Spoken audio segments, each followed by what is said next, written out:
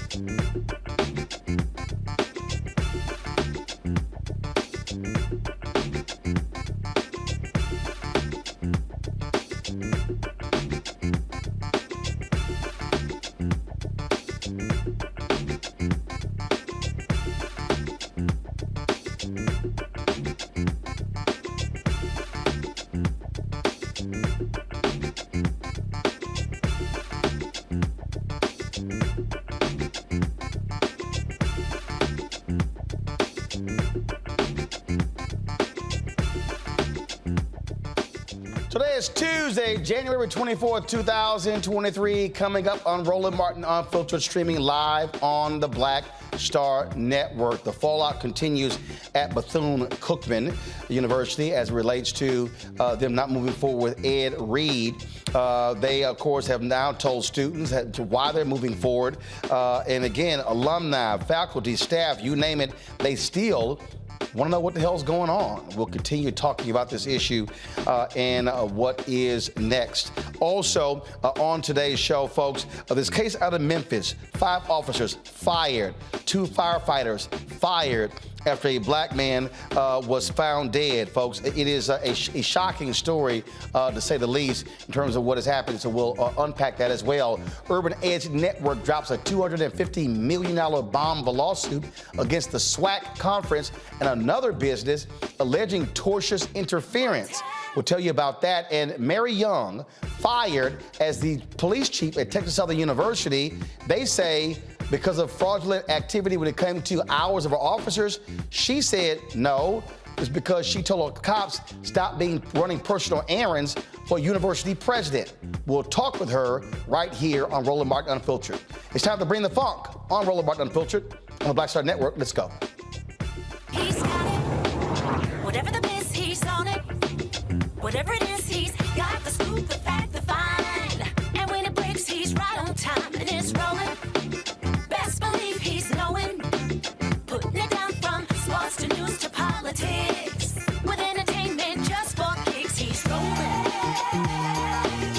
It's on go, roll, y'all. It's rolling Martin, yeah. Rolling with rolling now. He's funk, he's fresh, he's real, the best, you know he's rolling Martin now.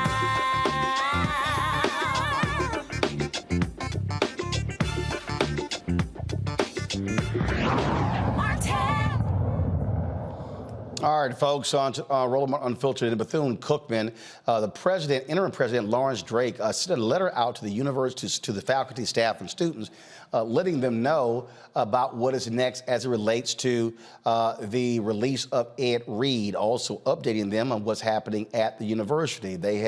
You've had the continuing fallout over this. Of course, we talked to President Drake yesterday, plus Ed Reed, plus the football players.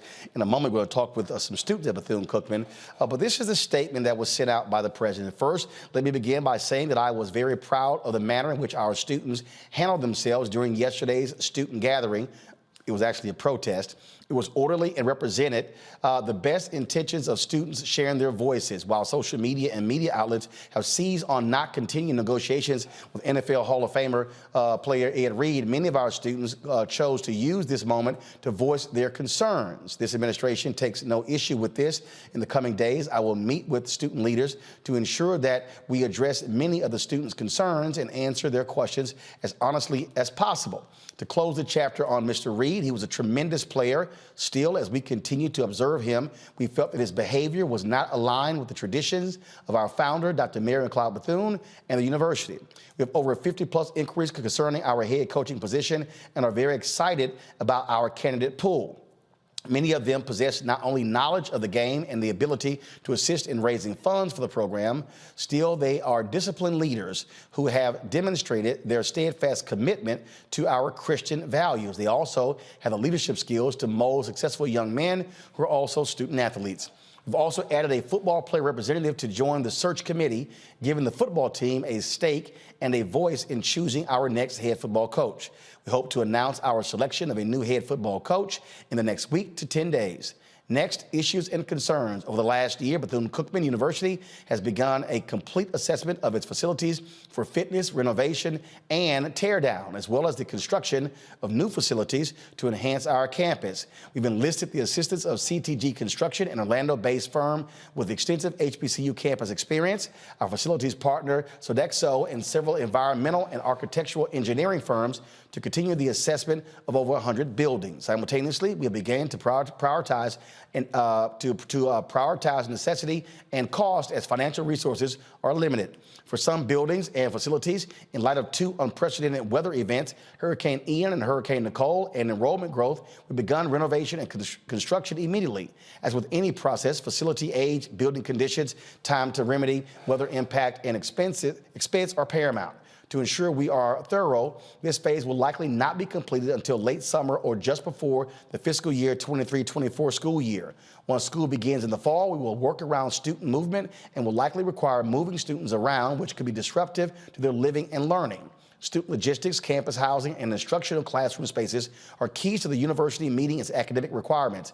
While I believe that the truth and transparency are always the best courses, some facts are not always friendly. However, we have to do what is right even when it's not popular. Our founder, Dr. Bethune, once remarked, the progress of the world will call for the best that all of us have to give. We will continue to move to be the best version of ourselves and truly appreciate the patience of our students and all concerned as we work to improve our community. Hail Wildcats. We were contacted by student leaders from Bethune-Cookman who wanted to come on this show to express their concerns about what's happening at the university. Joining us now is Renee White, the 69th Miss Bethune-Cookman University elect Tyler Kelly, the 69th Mr. Bethune-Cookman University-elect, and Wilbert Stubbs, Bethune-Cookman's student body president. Glad to have all three of you here. And so you see the letter there from the president. We saw the protest the other day. We heard from the football players as well. From your perspective, and we had Dr. Drake on yesterday, from your perspective, who's telling the truth? What is really going on at Bethune-Cookman? Well, to be frank, it's a lot going on here at Bethune-Cookman University.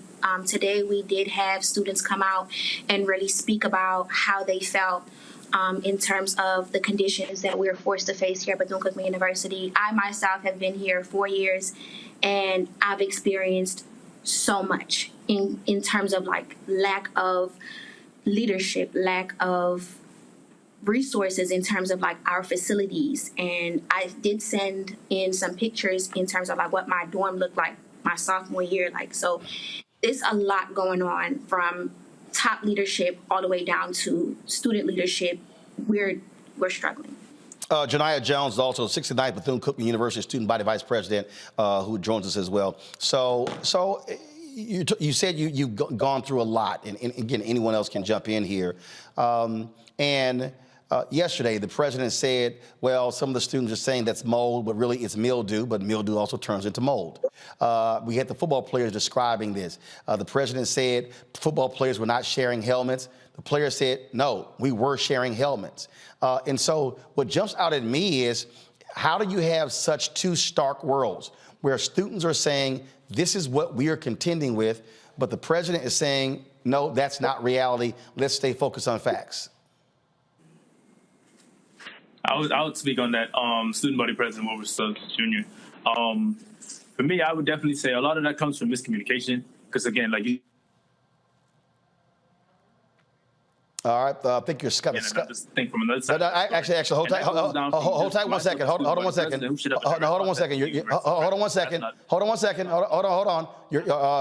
Here's the deal. Your Skype froze. So what we're going to do? Hold on. Your Skype froze. We're going to fix the Skype, and we're going to go to a break. We're going to come back with you once we fix the Skype. So again, it went out, and then we couldn't actually hear you right there as well. And so when we come back on Roland Martin Unfiltered, we'll hear from these student leaders at Bethune-Cookman once we fix that particular issue, and then we have more questions in my panel as well as we, again, break down what is happening there at Bethune-Cookman, what needs to be done. We had Ed Reed talking about what he saw. Now we have students who are expressing concern what they saw. I've been getting emails from alumni, from parents, saying they have tremendous issues what's going on. You heard the student body president say it's a miscommunication. Others are saying there's no communication. We'll further unpack this right here on Roland Martin Unfiltered on the Black Star Network. Download the Black Star Network app, Apple phone, Android phone, Apple TV, Android TV, Roku, Amazon Fire TV, Xbox One, Samsung Smart TV. We'll be right back. On the next Get Wealthy with me, Deborah Owens, America's Wealth Coach, I'm sure you've heard that saying that the only thing guaranteed is death and taxes. The truth is that the wealthy get wealthier by understanding tax strategy. And that's exactly the conversation that we're going to have on the next Get Wealthy, where you're going to learn wealth hacks that help you turn your wages into wealth. Taxes is one of the largest expenses you ever have. You really got to know how to manage that thing and get that under control so that you can build wealth. That's right here on Get Wealthy, only on Black Star Network. Most people think that these television shows that tell stories about who we are as black men, and then they paint these monolithic portraits of us. They think that they're being painted by white people. And I got to tell you, there are a whole bunch of black folk that are the creators, the head writers, the directors of all of these shows, and that are still painting us as monoliths. The people don't really want to have this conversation. No, they don't.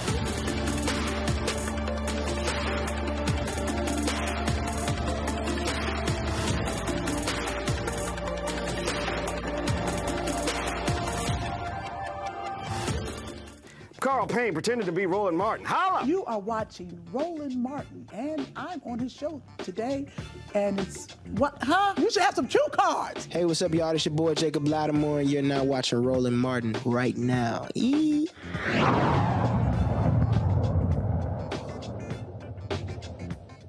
All right, folks, we have the students from Bethune-Cookman back. It was student body president Wilbert Stubbs. You were talking, and you started by saying it's miscommunication. Go ahead. Yes. So, like I was saying before, I feel like it's just miscommunication coming from administration and then just the student body. Because again, you're hearing one thing from the football players and then another thing from the interim president. And the same thing here on the student administration side. We hear stuff from students and we go and advocate about it, and he's saying a whole different story. So it's just all about miscommunication. Like I was stating before, my last meeting with the university president that was in person was back in beginning of August, on August 10th to be exact. And I've requested numerous amount of meetings from that time onward, and has never been no form of communication. Whoa, wait. Hold on. Wait. You're saying the last time you met in person with the university president was in August? Mm-hmm. It was August 10th. Mm-hmm. And you've made numerous requests with President Drake to meet, and he hasn't. Right. And again, it was another time on the 31st of August, to be exact, where we was about to talk about a different issue relating to some dormitories issue, so I can advocate on behalf of my student body. And my office is on the whole other side of campus, and I had to walk to where his office was just to find out that the meeting was rescheduled. They asked me to give them my number. I gave them my number, all my contact information, time, what best times worked for me and everything, and never got a follow-up. And then the only other time following that was probably when we was in preparation of the storm, and they just needed me to help with the communication given out to the students. But other than that, there's never been no type of communication, no weekly meeting, monthly meeting, none of that. As I listened to that, Janiyah, again, the president came here and said he said on this show that he communicates regularly with student leaders. September, October, November, December, January. I don't think meeting in person 5 months ago is regular. Definitely. Not at all. Not at all. Renee, I have heard from a number of people since yesterday's show. I have heard from faculty members. I have heard from folks in many areas of the university. I don't want to begin to name them because I don't want to out my sources. Folks have talked about scholarship money that was supposed to go to different units being used for other purposes. Folks have talked about not having a consistent accounting of resources. Ed Reed talked about this yesterday, that the university spends a significant amount of money transporting players back and forth to the stadium to practice when they could actually spend the money on a practice field.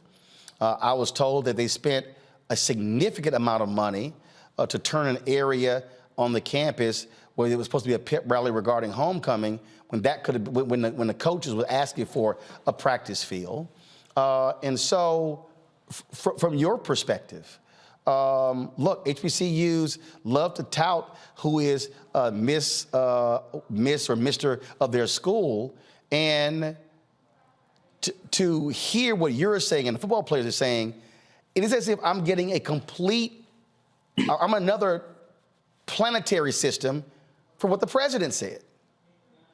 Yes, I will say when it comes down to our royal court as well, we have been having we've been having a lot of issues in terms of getting in touch with the president before we were removed from our positions. That happened recently last semester. Hold on. You were okay. Hold on. I'm sorry. You were removed as Miss Bethune-Cookman and Mr. Bethune-Cookman. Why? Yes. So pretty much there was a trial that me and my king had to attend, and it was in regards to, it first started off with us coming up with a concept and not abiding by the concept. And we also did have a shift in leadership as well. We had a previous advisor who came in and he was assisting us with royal court business and things of that nature, and everything was moving pretty smooth. We were able to attend our recent conferences and everything else in between. The beginning of the semester is when they decided to remove our old advisor and they put new people into the position as of now. And once that shift in leadership happened, we started getting a lot of issues. They started moving back our coronation. We went through so much. They moved our coronation and so what she's basically trying to say is there's been a lot of lack of respect for student leadership here on this campus of Bethune-Cookman University. I think I speak for the whole body of members of the SGA. Specifically the Royal Court, my name is Tyler Kelly, and I previously served as the 12th Mr. Bethune-Cookman University for the VCU Royal Court.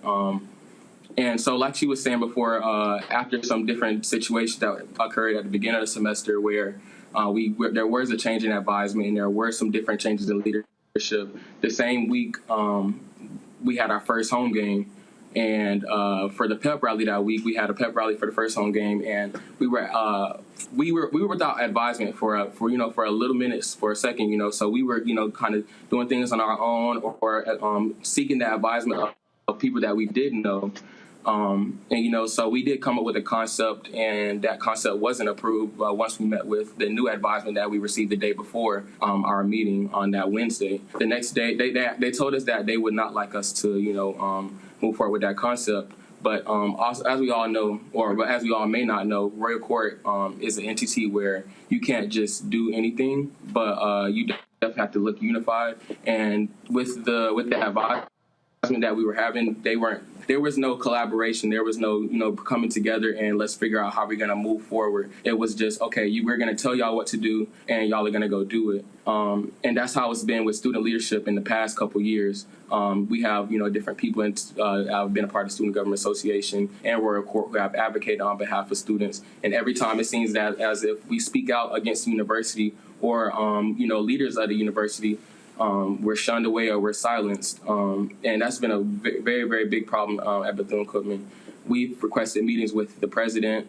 We requested meetings with different other advisors, and none of those have been acknowledged. Sometimes we're not acknowledged at all. Sometimes we were, given the cold shoulder. So it's just like Bethune-Cookman needs new leadership. And it's time for a change. We had the Hail Mary protest back in 2018, where we did see some change, but we didn't. We're back here, 4 years later. As well as just to speak to some of the things as our interim president, Dr. Lawrence Drake, talked about yesterday. Some of those things, like we had, like if we're at a spot now where we need to be truthful about a lot of things. We need to be truthful about everything. And it's not that you're meeting with your student leaders. You're not meeting with your student leaders. He talked about the Divine Nine. You're not meeting with your Divine Nine.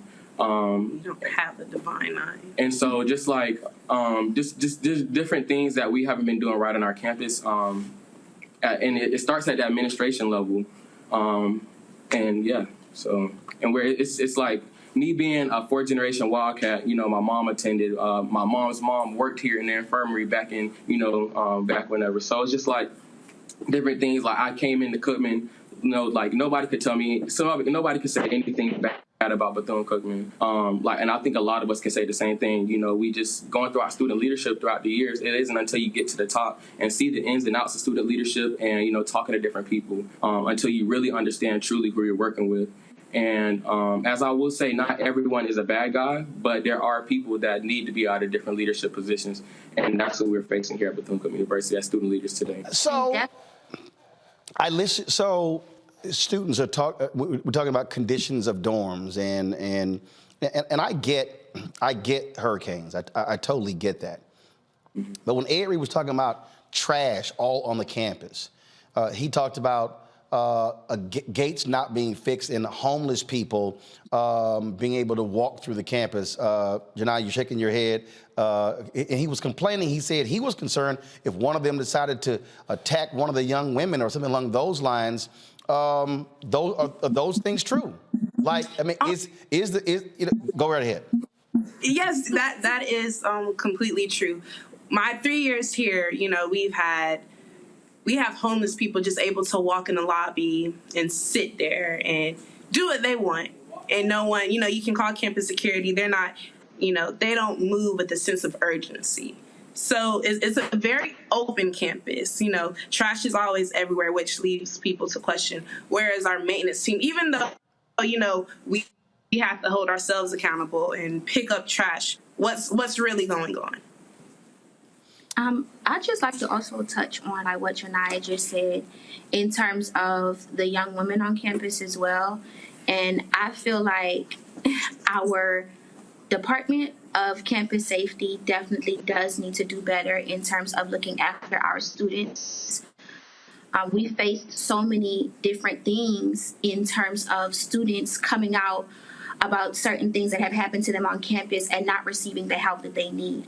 And I think that there needs to be a shift in not just leadership, but a shift in Bethune-Cookman University as a whole. Because since I've been coming here, since I came to Bethune-Cookman University now, I'm coming from PG County, Maryland. I'm coming from a long way to come to school and making a lot of sacrifices to come to school.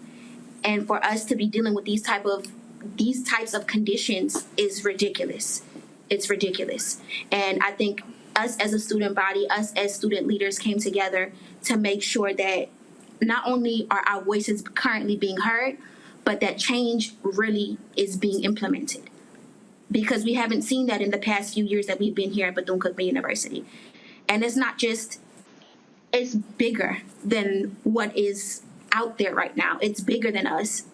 It's bigger than us. And we really need a change. And I think it's great that we were able to get everybody together to speak out on their injustices today, speak out on, and we will continue to have people speak out on their injustices because Bethune-Cookman University has put a lot of different things in place to silence us. They've silenced us for years. You know what? Can I ask you this? Because I was told by the alumni that students have to sign NDAs or something along those lines where you can't talk. Is that true? Yes, that's true. Whoa. That's true. Hold up. As y'all are required to sign statements saying you cannot publicly discuss the university?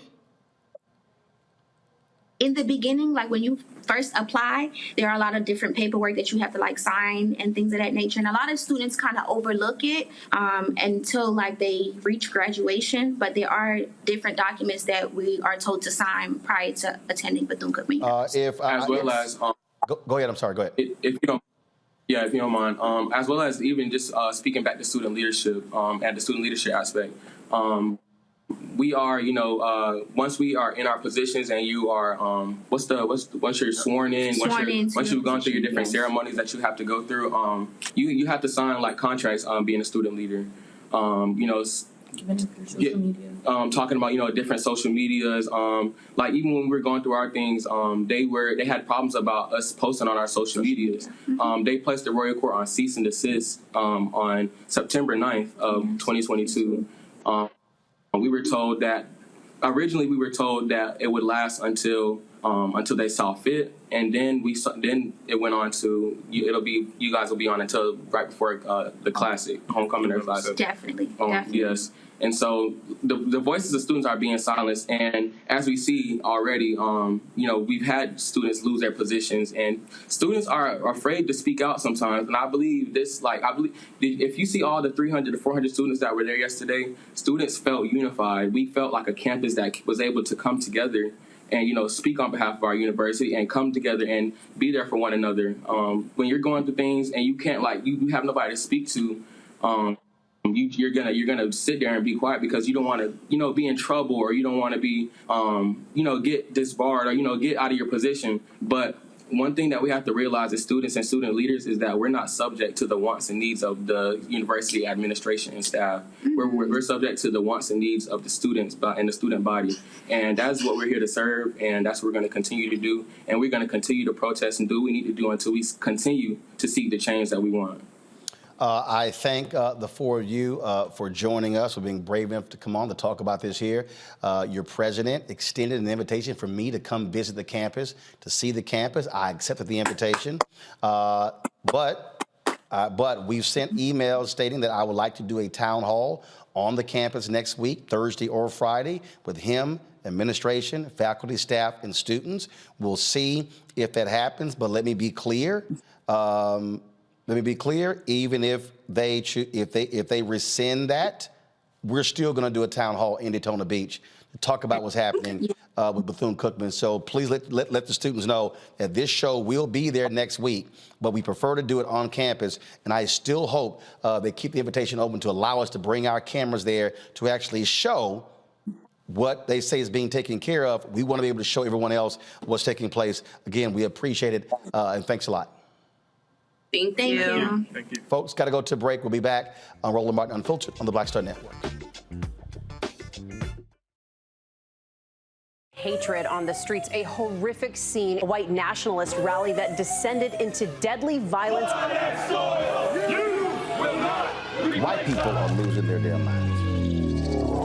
As an angry pro-Trump mob storms the U.S. Capitol, we've seen We're about to see the rise of what I call white minority resistance.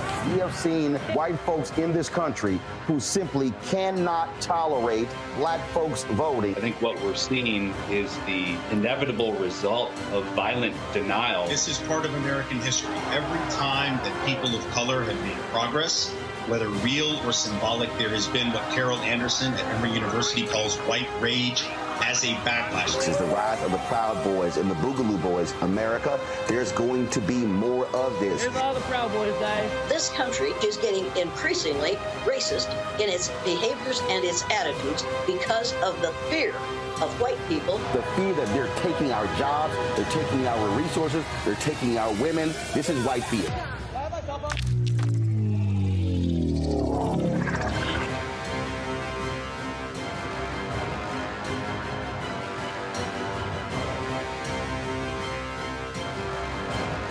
On a next, A Balanced Life with me, Dr. Jackie, a relationship that we have to have. We're often afraid of it and don't like to talk about it. That's right, we're talking about our relationship with money. And here's the thing, our relationship with money oftentimes determines whether we have it or not. The truth is you cannot change what you will not acknowledge. Balancing your relationship with your pocketbook. That's next on A Balanced Life with me, Dr. Jackie, here at Black Star Network. Hi, I'm Teresa Griffin. Hi, my name is LaToya Luckett, and you're watching Roland Martin Unfiltered.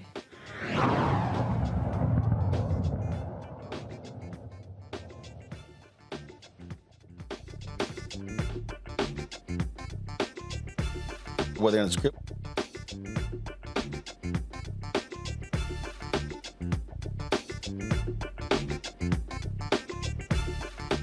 Our folks joining us right now, Jack and Michael Shorter, graduates of Bethune-Cookman University. Glad to have you. You heard what those students there said about what's happening on the campus. It is in stark contrast to what the president, Dr. Drake, told us yesterday. Your assessment. You're on mute. You're on mute. Now keep talking. Keep talking. All right. Can you? There we go. We got you now. Okay. Yes, my heart bleeds for those students, Roland. It's really a shame of what's happening. But let the students speak so you can see exactly what they're going through. I don't want to put my 2 cents in because I haven't been on campus probably in about 2 months. But the students are saying all that needs to be said, Roland. Listen to what they're actually saying. They have no reason to make up things. And in expressing what these students are saying, it's basically a lack of leadership on campus that causes the bunch of these problems. We've had 3 interim presidents, It is time for a national search to occur in order for us to get a president so that our campus can flow as it is expected to do. You know, I'm looking at and the point that you made, the point that you just made about that is really important. And stability in leadership is valuable. Yesterday, Dr. Drake said that Bethune-Cookman has had 8 presidents in its history. That's correct. But when you look at the number of presidents in the last 10 years, half of those presidents have been in the last 10 years. So to have 4 presidents in a decade, that's a problem. Serious problem. It is. It's a major problem. And we were told that there's a national search going on now. But I looked at the search committee, and the search committee is made up of the same people who are in control of the school right now. Our board chairperson is the chair of the search committee, and many of the board members are on that search committee. Last time it was done, they had alumni involved, they had community people involved, they had business people involved. But this time it's being controlled by our board chair. And what the students are expressing, we can actually do a diagram and have the students' concerns over here and alum concerns, and they're almost synonymous because we're frustrated as well. We are a very small university where the alumni are utilized for various purposes. For example, I am the president in Broward County of what used to be BCU NAA, now MMB NAA, and we did recruitment for the students, for the university. When other businesses called us, would like for Bethune to be represented, they would call myself and my husband to come out, set up a table, and be the voice of Bethune-Cookman University and talk about it. When we received the cease and desist letter and the lawsuit filed against us, our hands are tied. We can no longer do any of that. It's almost as if my degree does not count, and it's basically they've tossed out the baby with the bathwater. They don't want any parts of us, but yet you're struggling. So which is it? Do you have money or do you not have money? You're telling us you do not want our money. We have given the school close to $300,000 when we could the last time before the lawsuit was filed against us. Did we get credit for that? No. We're not looking for credit. We're looking for students. I'm sorry. You said the alumni gave out $300,000. Yes. The president said yesterday that most of those chapters, they were virtually raising no money for the university. Roland, let me clarify. Just before the lawsuit was filed, the Alumni Association had a capital campaign where it was called Great Give. It wasn't Great Give. It was. It's all good. It's all good. Just go ahead, make your point. Anyway, we had a capital campaign where alumni donated upwards of $286,000 when we had matching donors. Once we got over $100,000, we had 4 donors that matched that $100,000, but we kept going, and we raised slightly over $283,000. That check was presented to the school, and it was downplayed. It wasn't even accepted to say, yes, alumni gave this money. We did that in 93 days, Roland. 93 days, we raised almost $300,000 and turned the check over carte blanche to the school.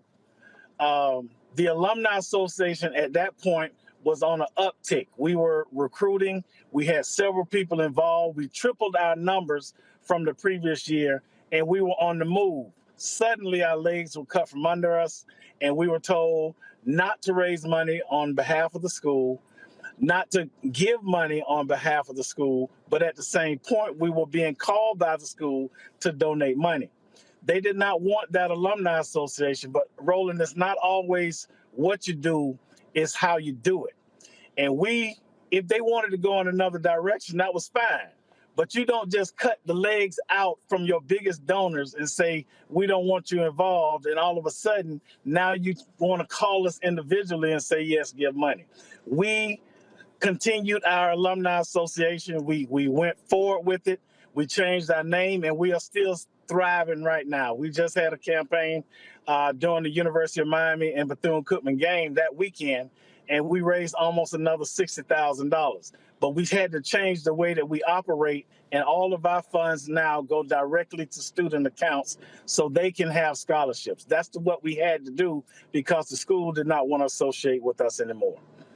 And Mr. Martin, what we have here is a control factor. This is what we have. We have a control factor. If you cannot control me, then you must go. And that transcends all the way down to the students as well. If you say something, it's almost like a mafia. If you say something bad against me, I'm going to get you. And that's what all of us, all entities on this campus is facing. All entities are facing. Our students are suffering. As my husband stated, my heart bleeds. We love and care for Bethune-Cookman, and we love and care about our students. We do so much for them, and we just feel so abandoned. We just feel so abandoned right now because we cannot work with the students the way we usually work with the students. We have a thing called Alumni Day of Service, where the alums come back to campus, and it was almost like a career day, and we go into our respective fields. And we work with those students, and we tell them exactly what they need to know for when coming out of school and what they need to do. Up to now, we have not been acknowledged about coming back on campus. I heard down the line a couple months back that they feel that was irrelevant to the students. I have no idea where they're getting these things from. It worked when they weren't there, so I'm trying to figure out why aren't these things we're doing for students aren't working now. Real quick, I got about 45 seconds left before I got to go to a break. Again, what I'm hearing from you and the students is a total contrast to what I heard from the president. We did reach out to Board Chair Perry. He has not returned our phone calls. We do want him to come on to address this. The United Methodist Church, Bethune-Cookman is affiliated with them. They have a black fund. They give the school a couple $1 million a year. Do you believe the United Methodist Church should step up and be more aggressive in demanding accountability from Bethune-Cookman leadership? Alumni have asked that question, Roland. Please keep in mind, the previous board was made up of almost 30-something people. 1/3 of that was the Methodist Church. When everything went awry, the board was reduced down to about 9-10 people, and there was none. I think there may be one representative now from the Methodist Church.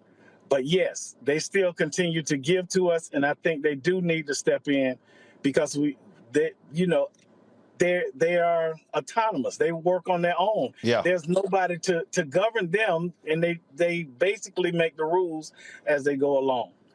All we asked for, Roland, that started all of this was transparency. That's all we asked for. Absolutely. We asked for transparency and accountability, and as alums, I felt we had the right to ask. Got it. Well, I am certainly more than willing to talk to the board chair if he wants to accept our invitation. And again, I hope that they do extend the invitation for me to visit campus next week to see for myself. And so the president, he put it out there. I accept it. We'll see what happens. We appreciate both of you for coming on. Thanks a lot. We appreciate you. Thank you. All right, folks, coming up next, we'll talk with my panel. Also, we'll talk about Urban Edge Network suing the Southwest Athletic Conference, alleging tortious interference with their business practices. We'll explain that. Also, the police chief at Texas Southern University fired for allegedly fraudulent activity when it came to hours of her officers. She says, no. I objected to my office being treated like personal assistants for the president. We'll unpack all of that right here on Roland Martin Unfiltered on the Black Star Network. Next on The Black Table with me, Greg Carr.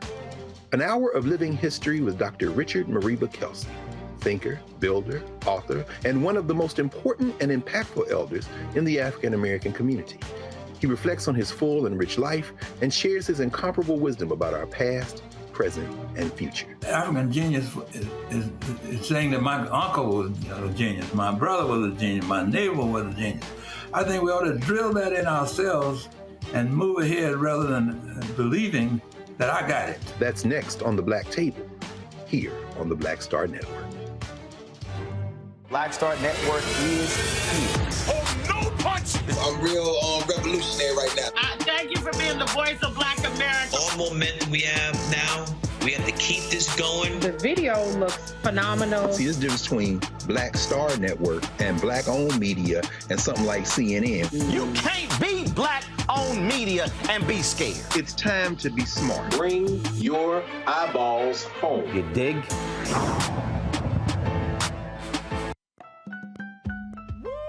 We're all impacted by the culture, whether we know it or not. From politics to music and entertainment, it's a huge part of our lives, and we're going to talk about it every day right here on The Culture with me, Faraji Muhammad, only on the Black Star Network.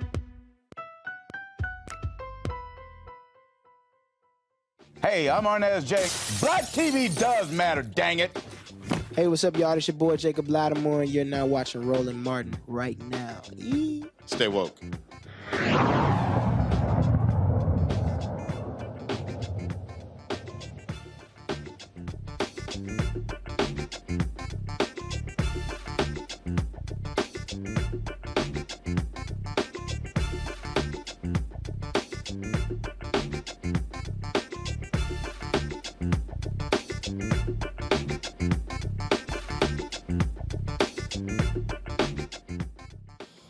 All right, folks, Mustafa Santiago Ali, Demario Solomon Simmons, they are our panelists. Let me quickly go to them. Mustafa first. Your assessment of what we're hearing, I mean, again, talk about contrast, talking to the president of the university, Dr. Drake, yesterday, Ed Reed, talking to football players, former alumni president, now hearing these student leaders today, and alumni. I mean, what the hell is happening down there in Daytona Beach? Well, they definitely got a problem right now at Bethune-Cookman. I've been blessed to spend time on the campus, to be keynote speakers there before. And it's disappointing because so many of our people, we go to HBCUs, one, because we want to get an excellent education, and two, in many instances, we want to be in a safe space. And a lot of the things that have been brought forward mean that those students who should be having memorable situations are dealing with sometimes dangerous situations. So they really got to get it together. It always goes back to leadership. True leaders, they accept responsibility, and they make sure that they have a plan to move forward to address whatever the gaps may be. And if you're not really a leader, then you often try and hide things, and you just don't do the steps that are necessary. And when I was watching the show yesterday, and when I saw the president or interim president talking about that was just mildew. I mean, I have experience in that space. I've written, legislation on what mold is and what it does. And to put young people in danger like that, from getting asthma to neurological diseases to chronic fatigue. And in some instances, you can actually go blind from long-term exposure to mold. You can get cancers and liver and kidney diseases. So I say all that, Roland, to say that you have to take these things very serious. And when you see there's a problem, you get on it right at the beginning. You ask for help if you need help, but real leaders make sure that there's action behind their words. Demario, here's the deal. If you're a student and you're a parent, you're paying money, you got financial aid, you're trying to go to school. You're not trying to deal with picking up trash. You're not trying to sit here and deal with mold or mildew in the dorm. You're not trying to sit here and fight these things. You're there for an education. These are not the things that students should have to be dealing with going to college. No question. I think that my brother said it right. It's disappointing to hear. And I totally agree with that. I would like the leadership to come on the show and publicly say, hey, we know we have some shortcomings. We want to do better. We plan to do better. We need more resources to do better. We're inviting everyone who has a concern here to come and help us so we can clean up the campus, so we can get rid of the mildew, so we can create a safe educational environment for our students. That's the best thing to say, the right thing to say. And so at the end of the day, we all want our HBCUs, all our institutions where Black people are going to be found to be well-resourced, to be safe, and to provide the best possible experience. And based on what I've heard and seen over the last few days, it does not appear that that's going on at Bethune-Cookman at the moment. Well, one of the things that when we talk about why many of our schools are in this condition, it comes down to money, it comes to resources, and not just a question of money that's coming from states. One of the issues also when it comes to media rights for content. And speaking of that, today, folks, a lawsuit has been recently filed by Urban Edge Network. They have HBCU League Pass, full disclosure. They also handle sales for our Black Star Network, not exclusively, but they represent us in handling sales. They have filed a $250 million lawsuit against the Southwestern Athletic Conference, as well as another company called Weber Marketing and Consulting, alleging tortious interference when it comes to their business practices. According to the lawsuit, the SWAC actually asked or told other partners that they should not do business with Urban Edge Network, claiming they did not have the right to sell things on behalf of the network. Well, the reality is this here. Urban Edge Network signed deals with various HBCUs like Florida A&M, but the deal wasn't signed with Florida A&M. It was signed with a company called Peak Sports, who had the rights to negotiate media deals for Florida A&M. That was one of the things that came up when the Florida A&M forced out their athletic director last year as well. Joining us right now is Eduardo Roy. He's the attorney for Urban Edge Network. Glad to have you on the show. Eduardo, as I go through this complaint, and folks, you can actually pull it up right here, pull up my iPad, Anthony. As I go through this complaint, y'all lay out detail what took place, but you also are targeting these companies for their failure to properly do business with Black-owned media entities, not paying fair market value. And so as a result, what ends up happening is the schools aren't getting top dollar, so therefore they can't put that money into the programs. And so the impact is not just on the schools, it's also not only on a Black-owned media company like Urban Edge Network, but also on the schools, then also on the programs, then also on the student. And so this is sort of all connected, if you will, to the underfunding of Black institutions. Eduardo? I'm unable to hear anything. The screen has frozen. Okay. All right, folks. So y'all worked it out with Eduardo. I want to go through here, if you will, and lay out here, if you go through here. So in their lawsuit, they talk about the commitments that all these companies made in the wake of the death of George Floyd, like Group M, inviting their clients to pledge at least 2% of their annual spend on Black-owned media. Again, Dentsu, Coca-Cola, they mentioned General Motors, McDonald's, a number of these particular companies. And in their lawsuit, they're saying that what took place was that, again, they were working on a deal with, you see right here, with the various companies there where they say UEN had a deal to market various rights. And so, Eduardo back? Okay, so Eduardo, what I said was, if you look, so this lawsuit, you're suing Weber, you're suing the SWAC, but it also speaks to the issue we were just talking about, lack of funding that goes to a school like a Bethune-Cookman, because when Black-owned media are not able to access the advertising dollars and able to go out and cut these deals, then that means Black institutions are unable to properly do deals. All right, so we're having issues with Eduardo's video and audio there, so I'm not sure what's going on. Eduardo, can you now hear me? I can hear you. I'm back. Okay, go right ahead. Explain us the lawsuit. Well, basically, the lawsuit is pretty simple. There were originally two different lawsuits. One that SWAC filed against Urban Edge. They filed in Alabama. I got that one thrown out. Once I got that lawsuit thrown out, we then filed against SWAC and Weber Marketing in Texas. And basically what it says is that Urban Edge was having contracts and arrangements with FAMU, with Grambling. The commissioner then went to these schools and went to Pepsi and General Motors and told them that no, they should not do business with Urban Edge. and that they had no rights to televise SWAC games, which was untrue. And everything I'm saying here is out of the complaint. So, you know, we intend to depose the commissioner, you know, get him to admit what he said, depose Pepsi officials, depose GM, because basically what you had was you have an underrated, unexperienced commissioner trying to do deals on behalf of the SWAC, and he's just not qualified to do it. You can't put him in the same room negotiating deals on behalf of SWAC, because what you've seen is what he has done for SWAC and for schools is he gets free T-shirts, he gets free sodas, but he doesn't get, you know, the amount of money that black colleges should be getting on par with the SEC or other schools. And so he had no business interfering with Urban Edge's contracts.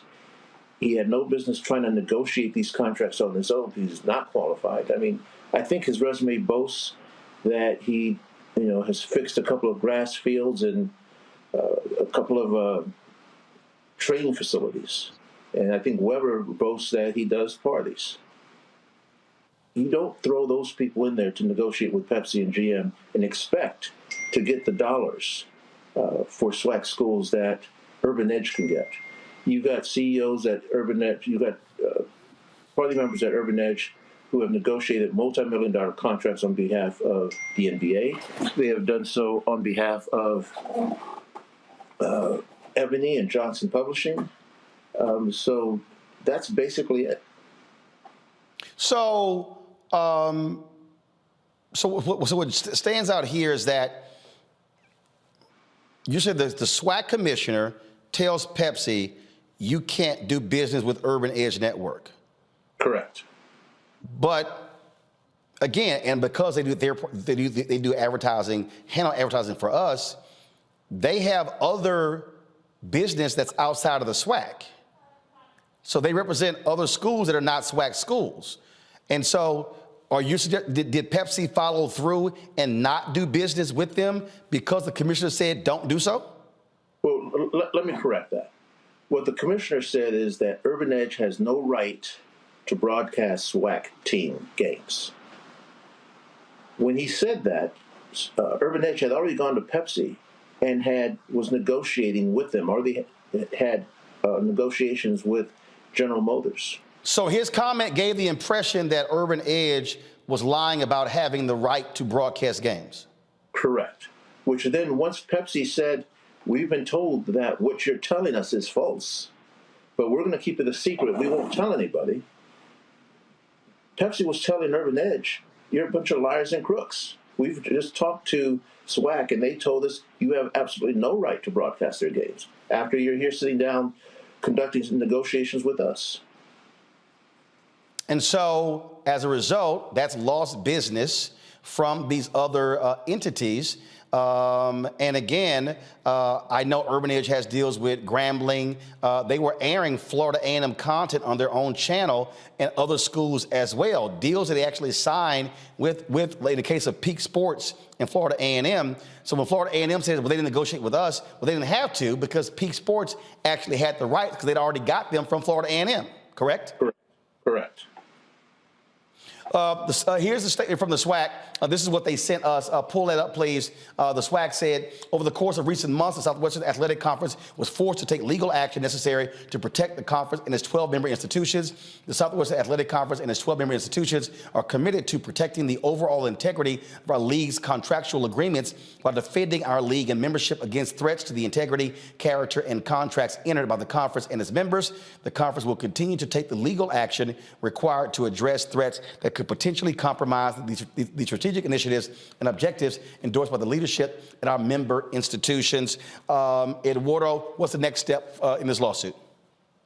Next step is to depose the commissioner. The next step is to depose Weber Sports and Weber Marketing.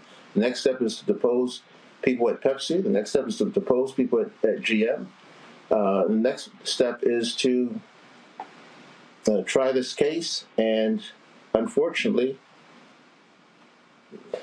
get a settlement out of SWAC. All right. Eduardo Roy, we certainly appreciate you joining us. Thanks a lot. Thank you. All right, folks, we'll talk further about this when we come back on Roland Martin Unfiltered on the Black Star Network.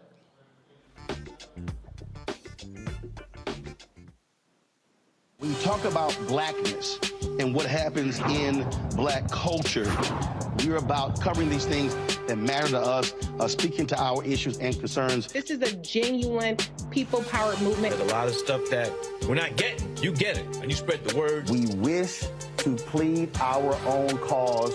Too long have others spoken for us. We cannot tell our own story if we can't pay for it. This is about covering us. Invest in black-owned media. Your dollars matter. We don't have to keep asking them to cover our stuff. So please support us in what we do, folks. We want to hit 2,000 people, $50 this month, raise $100,000. We're behind 100,000, so we want to hit that. Y'all money makes this possible. Checks and money orders go to P.O. Box 57196, Washington, D.C. 20037-0196. The Cash App is $RM Unfiltered. PayPal is R Martin Unfiltered. Venmo is RM Unfiltered. Zelle is roland@rolandsmartin.com.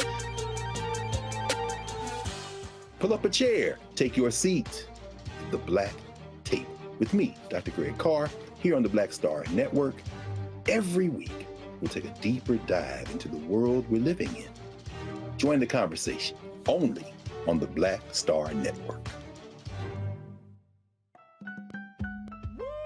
We're all impacted by the culture, whether we know it or not. From politics to music and entertainment, it's a huge part of our lives, and we're going to talk about it every day right here on The Culture with me, Faraji Muhammad, only on the Black Star Network.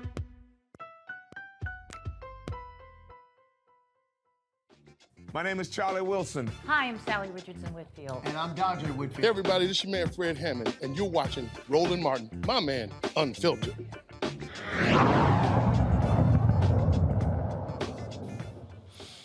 All right, welcome back to the show. Demario Mustafa. Demario, I'll start with you.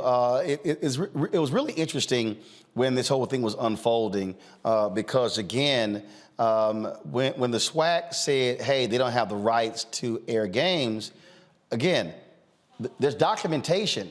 Urban Edge signed a deal with Peak Sports to broadcast games of Florida A&M. Florida A&M signed a deal with Peak Sports to handle their media rights. And so when the commissioner says you don't have the right, well, if I signed a deal with the very company that has the media rights, that's exactly how it goes. And we've seen other schools out there, again, that have, if you have certain windows in broadcasting, if ESPN doesn't control all your games and HBCU go and they decide to deal with them then the schools can actually do their own deals. There were some SWAC games that were being shown on their YouTube channel. And what's interesting about this, Urban Edge Network is alleging that Pepsi was telling other companies don't do business with them, and they're saying, wait a minute, y'all were affecting us. That's why they're alleging tortious interference. It's a very fascinating lawsuit. I like the lawyer. I think he made it very, very clear. And just for our audience to understand, this is a great example of making sure you have the proper business infrastructure and advisors on your team. Because at the end of the day, either the contracts exist or they do not. At the end of the day, either Urban Edge Network signed contracts with the right people or they did not. And that's going to come out in what the brother talked about, the lawyer talked about, discovery. And for our audience, discovery is just a legal process that allows you to receive documents and information pursuant to a court order. So in other words, it's not good enough to say, we heard this happen or we believe this happened. You get to send documents and the other side has to produce the documents within 30 days, or they can ask for an extension of time. And then when he talked about depositions, this is very important, again, for our audience to understand. That means that somebody from the SWAC is going to have to go under oath and answer questions. And if they lie under oath, they will be held accountable, held to be perjure themselves. That means that the SWAC commissioner will have to go under oath. That means someone at Pepsi is going to have to go under oath. That means someone at Urban Edge Network is going to have to swear to tell the truth, the whole truth, and nothing but the truth. And they're going to have documents there to verify who is telling the truth here. So it seems like a complicated case, but at the end of the day, This is what we call a document case. There should be plenty of documents that substantiate all the allegations that are being made. So for everyone that's watching, make sure you have your documents in order, you have your proper legal advice, your proper accounting and business advisors, so you don't find yourself in these type of litigations, because they're very timely, they're very costly, and someone's gonna pay a lot of money. Mustafa, again, folks, if y'all control room, go to my iPad. Give me 1 second, I'll pull it up. Go to my iPad. This is what they wrote in the lawsuit. Plaintiff is informed and believes, and on that basis, they allege that McClellan, who's the commissioner of the SWAC, also told others that, quote, SWAC conference games cannot be streamed or broadcasted on a national basis outside of the conference agreements. In addition, member institutions cannot grant permission to other entities to broadcast games either linear or digitally on a national basis. All conference games are restricted and can only be negotiated by the conference office. These unlawful statements were intended to both prevent SWAC members from entering into marketing, broadcasting, streaming, and advertising agreements with UEN specifically, and require them to enter into agreements with SWAC exclusively. Within the last 6 months, defendants also held a meeting with the athletic directors of the SWAC members in which they made similar false, fraudulent, defamatory, and slanderous per se statements to them in an effort to dissuade the SWAC members from entering into individual deals with UEN and doing business with UEN in any form.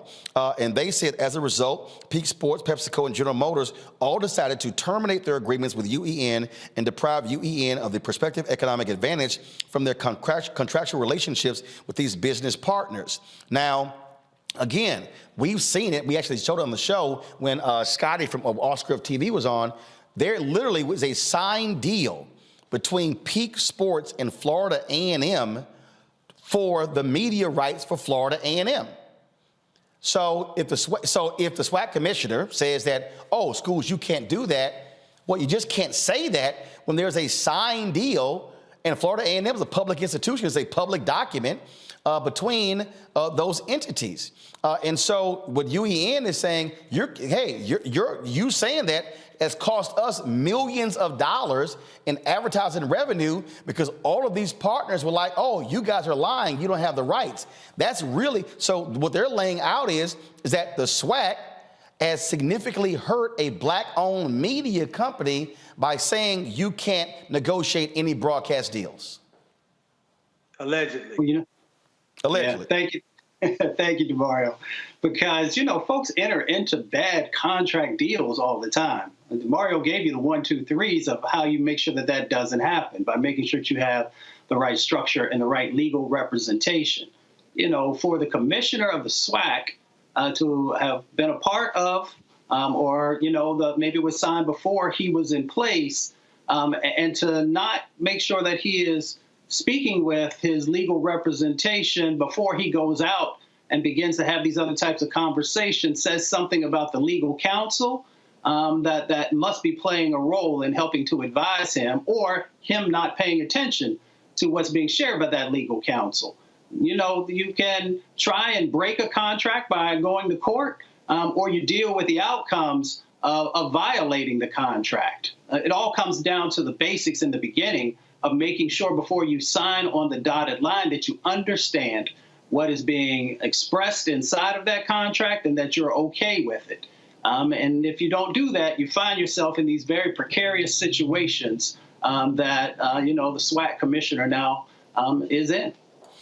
And the thing, and here's what this is also going to frankly, DeMario, reveal is not just, you start talking about depositions. SWAC presidents, athletic directors, coaches, lawyers, but also these companies and their ad agencies, if they start going on a deposition, they're going to also have to reveal how much money they're spending with other black-owned media companies, the actual amounts, what's the percentage. I'm quite sure those companies, because they made a lot of commitments, but there's no way to actually tell. If you start talking about depositions, they're going to have to, during discovery, actually show who has been receiving money. We're going to if this moves forward, we're going to be able to see, oh, you're spending $3 billion annually on advertising and black-owned media is getting this. which we all know is already a small number, it might be even smaller. That could prove very embarrassing for these companies that have significant black market share. Well, no question. I mean, we saw it. One of the things that was very interesting to me in the complaint that you pulled up, that they were promising to spend 2% of their revenue with black-owned media companies. And I doubt that they've hit that, but this discovery process will bring out many of those facts. You know, this is one of the things I really like about this show, your show here, and allow us to be able to educate our community how things work and why lawsuits like this are very powerful. This is why good record keeping is important. Keep your receipts.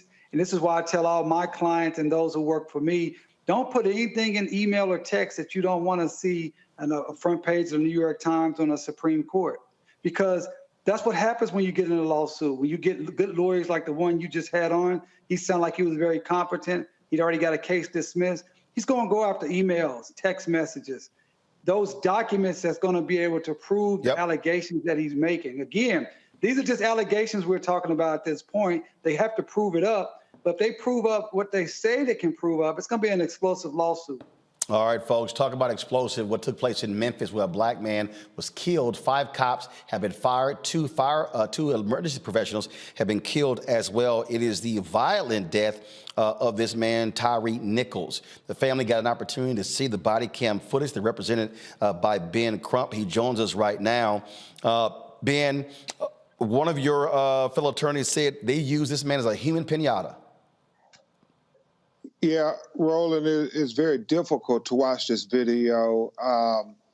To me, it reminds me, and I think it will remind many people of Rodney King video from the 1982 tragedy, with the one exception that Tyree Nichols did not survive.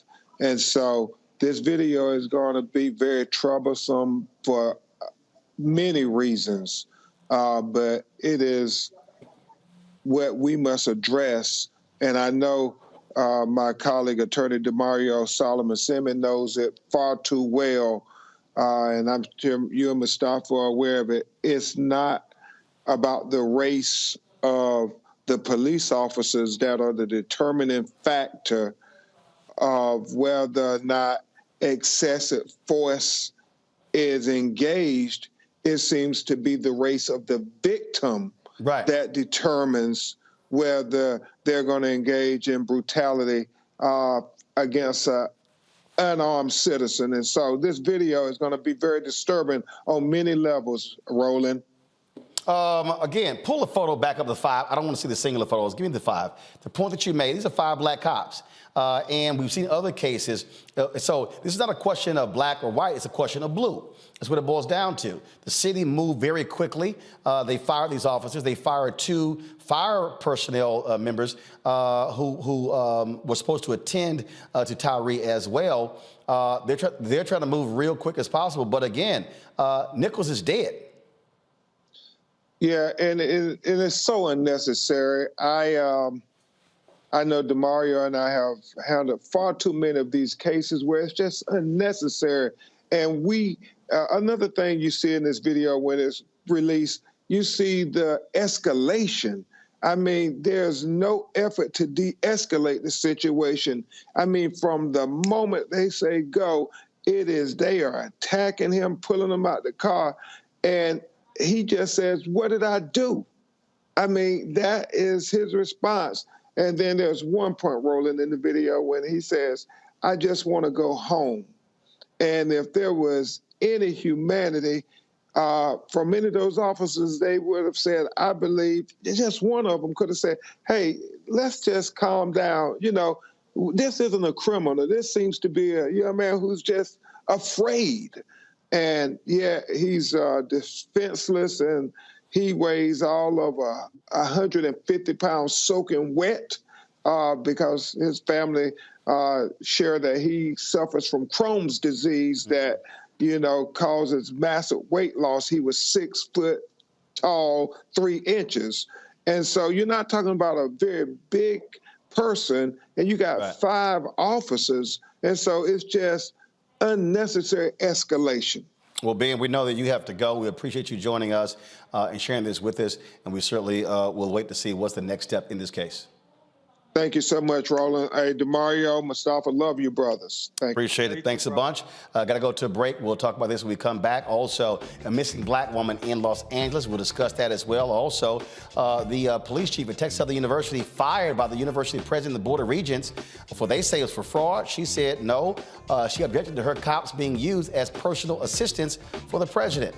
All of that next on Roland Martin Unfiltered on the Black Star Network. On the next Get Wealthy with me, Deborah Owens, America's Wealth Coach, I'm sure you've heard that saying that the only thing guaranteed is death and taxes. The truth is that the wealthy get wealthier by understanding tax strategy. And that's exactly the conversation that we're going to have on the next Get Wealthy, where you're going to learn wealth hacks that help you turn your wages into wealth. Taxes is one of the largest expenses you ever have. You really got to know how to manage that thing and get that under control so that you can build wealth. That's right here on Get Wealthy, only on Black Star Network. Most people think that these television shows that tell stories about who we are as black men, and then they paint these monolithic portraits of us. They think that they're being painted by white people. And I gotta tell you, there are a whole bunch of black folk that are the creators, the head writers, the directors of all of these shows, and that are still painting us as monoliths. The people don't really want to have this conversation. No, they don't.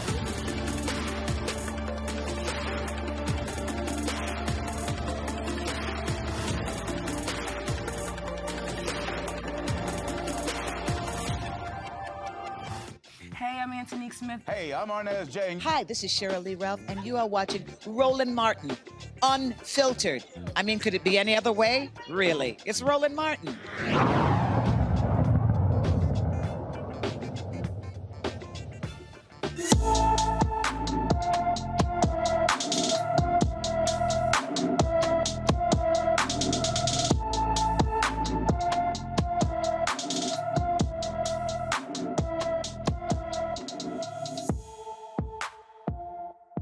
Folks, Tamika Newsome has been missing for over 2 weeks. The 35-year-old was last seen at a Los Angeles, California residence where she was renting a room on January 5th. She is 5 feet 4 inches tall, weighs 130 pounds, with black hair and brown eyes, with a butterfly tattoo on her shoulder. Anyone with information about Tamika should call the LAPD at 213-996-1800.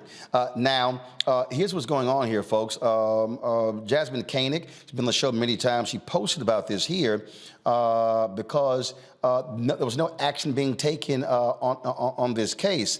What she also posted was that the place where she was staying, all of a sudden, no one is talking. She wasn't captured on any Ring cameras. Her stuff was moved out, even though she was living there. Jasmyne posted a photo of her belongings, and someone sent messages from her phone claiming that her body was in a river and that the residence she was staying at is a human trafficking location run by cartels. Tamika's mother, DeWanna Gibson, joins us right now. DeWanna, I'm glad to have you on the show, unfortunately, in these circumstances. So explain to us these text messages that were coming from her phone. Okay. Hi, how are you? Great. Yes. Well, when I first started trying to reach her, which was on the 4th of January, we were texting back and forth. And then I didn't try on the 5th. And then on the 6th, I started calling her phone, and I wasn't getting anything. And so after trying all night, I decided I'll wait and give her a couple of the days to see if she'll call me back. Well, on the 8th, nothing. And so at that time, I went out there. And that's when I went to the house, and they showed me the room. And that's when I saw that her room was empty. And everything was gone. I didn't even know she had left, supposedly. And then I started asking for video footage.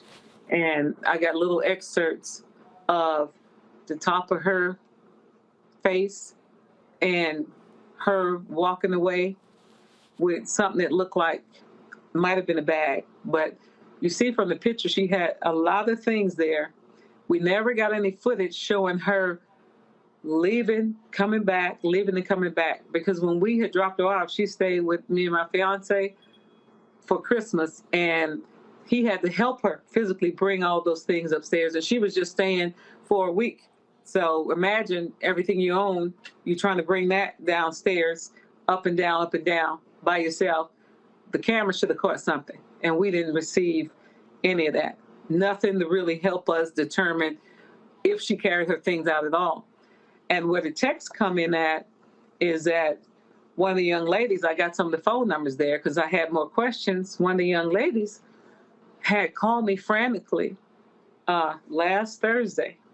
And she started saying, "Did you get the text? Did you get the text?" And I said, "What text?" And then she actually sent me a screenshot of a text that came from Tamika's phone saying that she's dead, that we killed her, we took her body to Mexico, and all kind of other horrific things. There you go. Yeah, she was taken to Mexico and dumped in the river. That's all we can tell you. And then they said some other things as well. You all are going down. You're mad that, I don't know what that is. I don't. So these were text messages coming from her phone. No, this one I don't know. I don't recognize that one right there. This one I recognize. Yeah, no. What I'm saying is these were text messages that were coming from her phone that were being sent to who? They were being sent to one of the females who helped manage the residence over in Los Angeles. Got it. The one on 111. They were sent to her phone, and they were sent to the owner's phone. I wasn't getting anything at first. So has been any effort to ping her phone? Has her phone been discovered? No. And I keep asking the police, can you ping her phone? Can you ping her phone? Because the phone is still on. Somebody's still using her phone. And I've been trying to get them to ping the phone since the day she went missing, when I knew she was not there, which was the 8th, is when I filed the police report. And to my knowledge, it have not been done yet. I've been told it was done at 77 Precinct. Someone over the phone told me they was trying to ping it.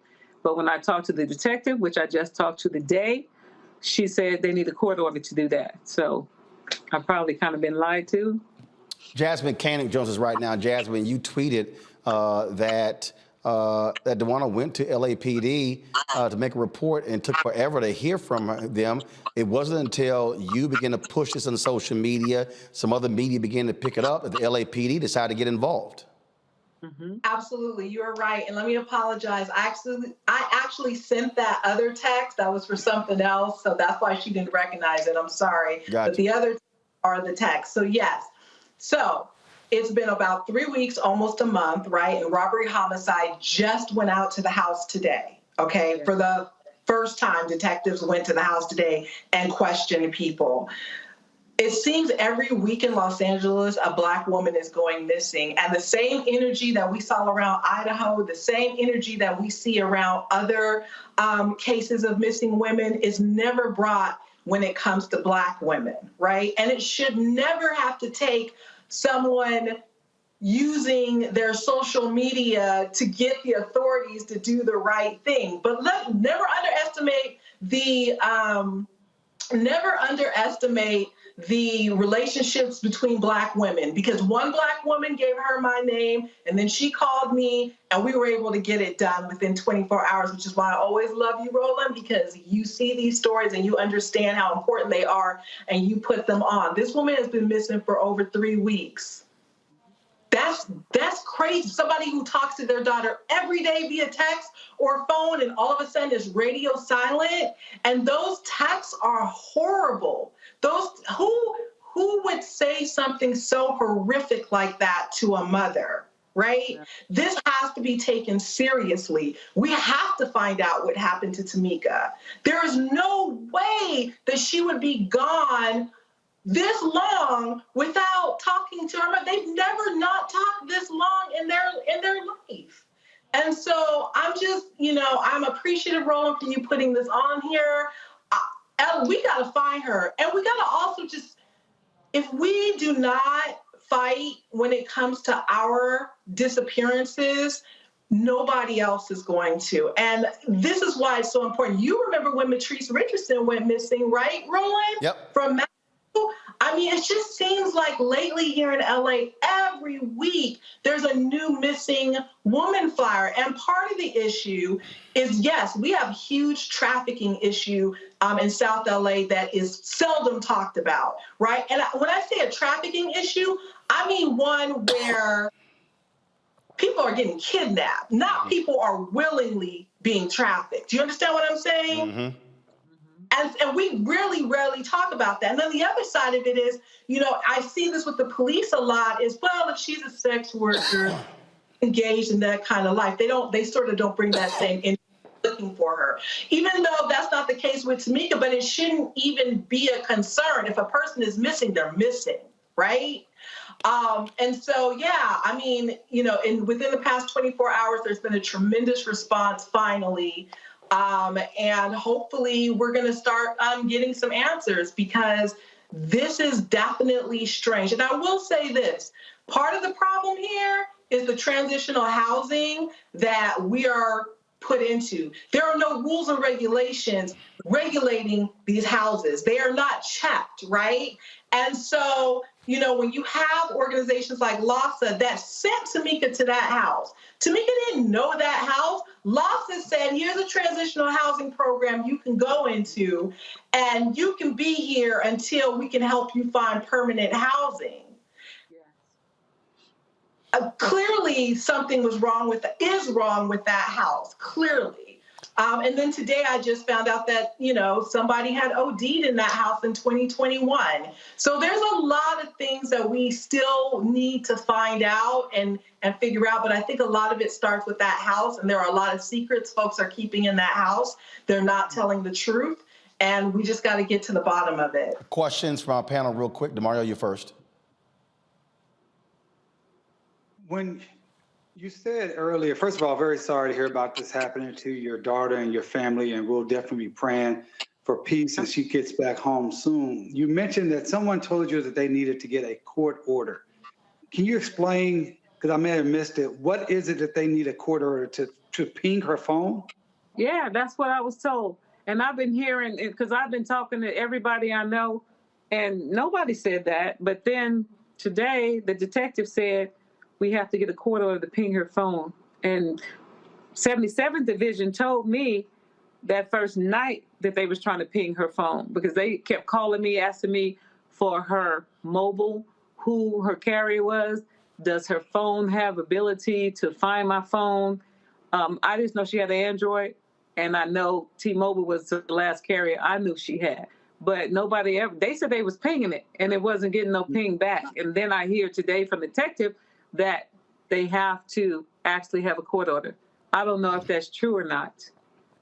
Have you considered retaining a lawyer to help represent your family during this time, to have those conversations with the police? I'm not a criminal defense lawyer myself, but I find it interestingly odd that your daughter is missing for a long time. It sounds like they believe she's missing from a potential criminal location based upon the text message you received. It seems like you get more help. You may consider hiring an attorney in the Los Angeles area that maybe can help you navigate this a little bit better. I wish I could give you more assistance. Go ahead. I'm not a criminal. I got about 20 seconds. About 20 seconds. Go ahead, Jasmine.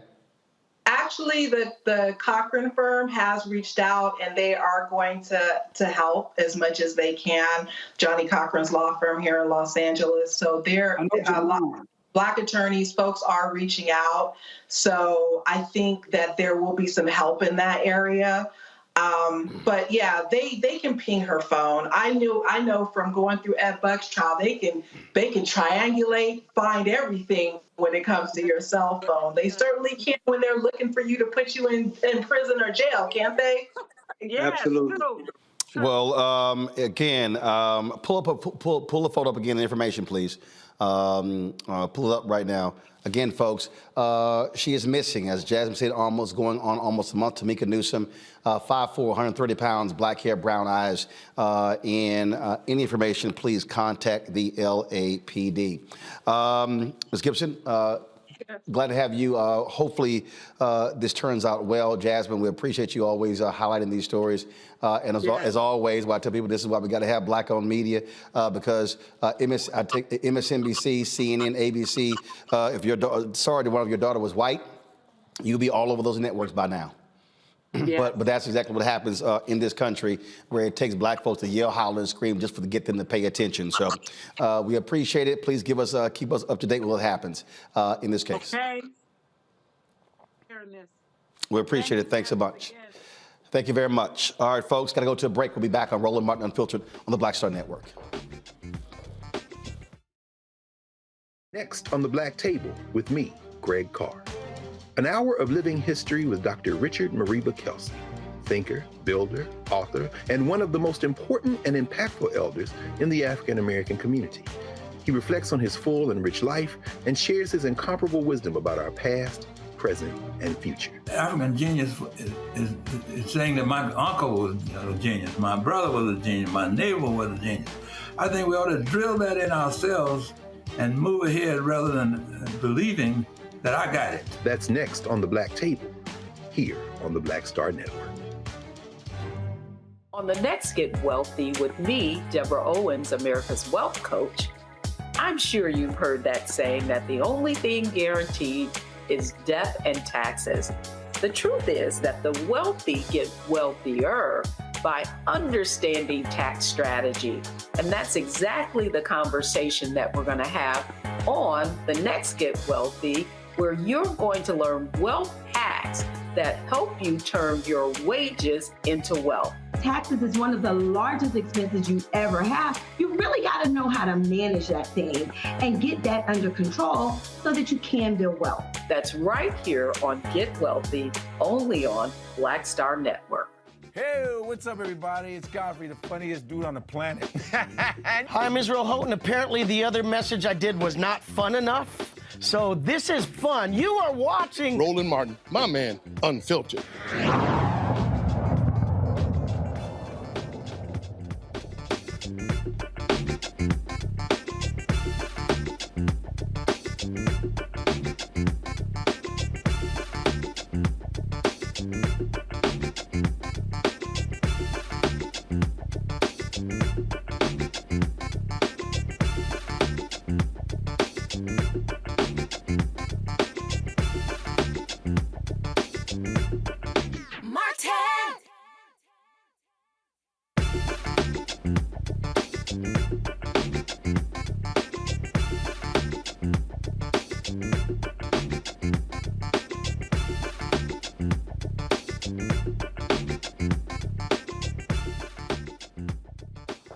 The first female police chief in the history of Texas Southern University, Mary Young, is suing the university for wrongful termination.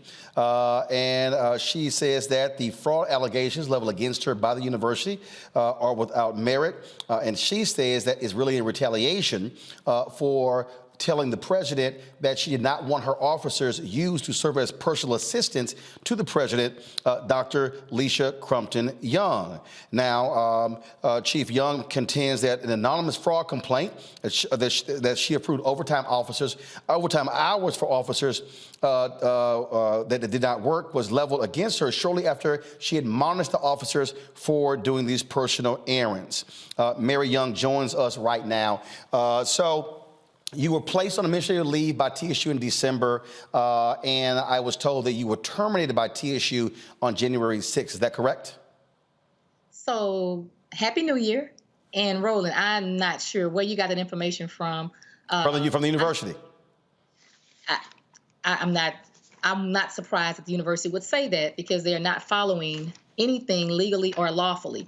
Roland, before me is a TRO, what is known as a temporary restraining order. I've had this restraining order against the university since December. So no, I am not fired. I am still the chief of police at Texas Southern University. I have a restraining order that simply states that they cannot do anything to me, against me, until we have a hearing. We have not had a hearing. So this is news to me that the university would tell you that I'm fired when they know that I have a temporary restraining order. But I'm not. In fact, I want to do this here, guys. Pull the statement up that we got from Texas Southern University. This is the statement that we received today. Pull it up. It says, effective January 9th, 2023, Mary Young is no longer an employee of Texas Southern University. TSU does not discuss personnel matters. That's Tracy Clemens, Associate Vice President for Marketing Communications. So you're saying you have not been informed by TSU that you're no longer an employee?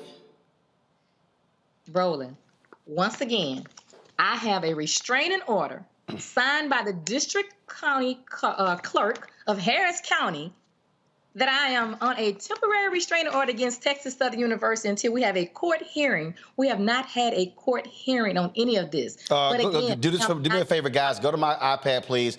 This is, if y'all see it, this is actually a copy of the TRO Mary is referencing. It should pop up in just a second. There you go. This is a copy of that TRO that was granted to her. Mary, go ahead. It is still valid. It is still in place. I am still the chief of police at Texas Southern University. But Roland, let's talk about why I even have a TRO in place. Let's talk about that. I just want to make certain that the narrative is there and that it's coming from me and no one else. So again, I was following a direct order. I was given a direct order back in December of 2021. And a direct order was to kind of scale back on the use of how police detail was being utilized. There were some calls, conversations, emails, text messages, you name it, regarding police detail. Now, the police department, of course, falls under my direction, and I assign officers to detail. And for this particular president, she requested that we had a police detail for her, in which I obliged. I mean, she's my supervisor, of course. And so we did those things. However, some of the things that these officers were doing that were assigned to the detail was very unbecoming of a police officer. In fact, some of the things, and you'll, if you follow this case long enough, you'll see all these things will be revealed inside the lawsuit, that a lot of these things were inappropriate behavior from police officers. And I was told that I had to scale back on some of these things. And I did exactly what I was told to do. In doing so, months later, an anonymous complaint suddenly pops up about fraud. Now, Roland, I've been doing this for 25 years. I've never been accused of anything. So first of all, we say we're doing this. You've not been at TSU for 25 years. Previously, you were with the Houston Police Department. That is correct. Go ahead. I was with the police department for 20 years. No blemishes on my record. You can pull me up on anything dealing with the Houston Police Department, which is probably why I was selected amongst 15 other people to be the chief of police at Texas Southern University because of my history, because of what I did, because of what I contributed to law enforcement in the community. So moving forward, 5 years, no issues at all at Texas Southern University. In fact, we created a police department. There are some wonderful men and women that wear that uniform and wear that badge with pride. And so I am going to protect that department to the best of my ability. So regardless of what Texas Southern is saying right now, I am going to protect the integrity of that police department and those officers that wear that uniform. So you contend that, first of all, go back. When you say that your officers were being used as personal assistants by the university president, how so? What were they being asked to do? So there was several things that they were doing. Again, like I said, unbecoming of a police officer. We are not errand boys, men or women. When you say errands, like what? What were they being asked to do? Errands such as grocery shopping, errands such as taking to the beauty shop, nail appointments, taking them to the tailor, restaurants, you name it, different things. It goes on and on and on. So as you're describing, so you're saying the president doesn't have a security detail, but for instance, you have other individuals. I mean, again, let's say you have a public official. I mean, wherever the mayor goes, his security detail goes with him. What you're saying is that they were being asked to operate as personal valets or assistants that fell outside of their duties as officers. That is correct. So does she? So just be clear. So as the president, does security take her home, bring her back to work? And so, what are the guidelines of officers assigned to her? So we did all of that. And you use the word security, and I use that word loosely because we are not security. They are police officers, and they are working a detailed assignment. And the detailed assignment is that they're a police officer at all times. Their hands have to be clear at all times. Their minds have to be clear at all times. So we are not security. We are police officers. They are licensed police officers. So picking her up from her home, that was not an issue. Taking her back to her residence was not an issue, but it became an everyday thing when clearly she stays around the corner from the university. We have a university driver. There's a driver assigned to the president that can clearly pick her up and take her home. That started coming later on as I brought it to their attention. So you're saying officers, your police officers, were taking her shopping, or she told them to go shop for her? No. Going grocery shopping with her. And going to the nail salon and doing what other things were, and are these documented things, and were these things they told you, or these documented?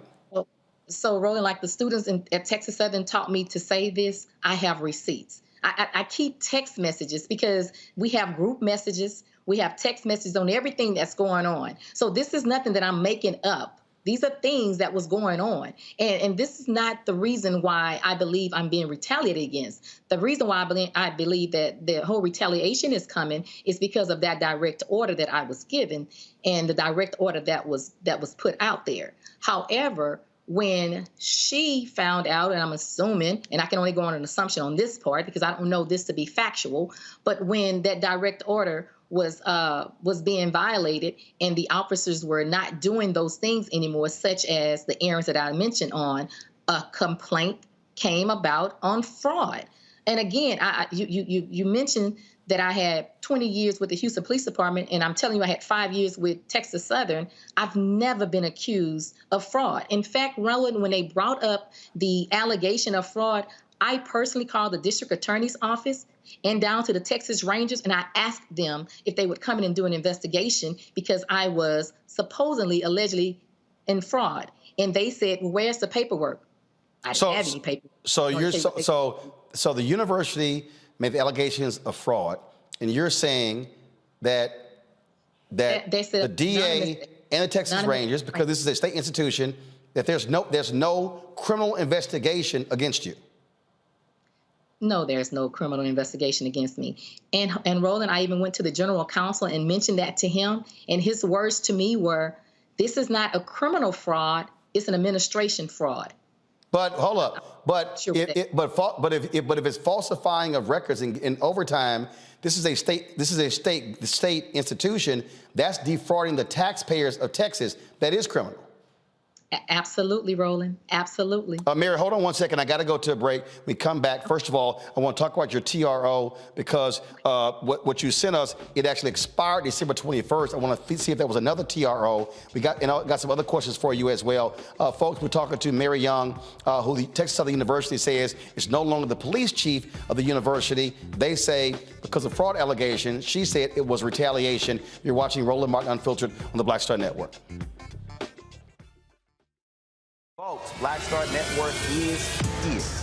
Oh, no punches! I'm real revolutionary right now. Support this man, Black Media. He makes sure that our stories are told. Thank you for being the voice of Black America, Roland. Stay black. I love y'all. All momentum we have now, we have to keep this going. The video looks phenomenal. See, there's a difference between Black Star Network and Black-owned media and something like CNN. You can't be Black-owned media and be scared. It's time to be smart. Bring your eyeballs home. You dig?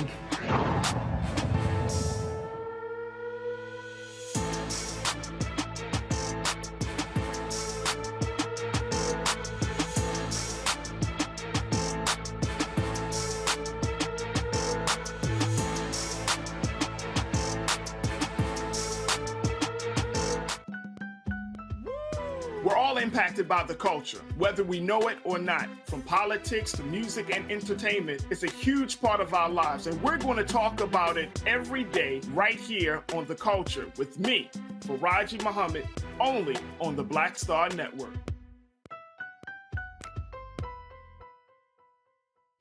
Hi, I'm BB Winans. Hi, I'm Kim Burrell. Hi, I'm Carl Payne. Hey, everybody, this is Sherry Shepherd. You're watching Roland Martin Unfiltered, and while he's doing Unfiltered, I'm practicing the wobble.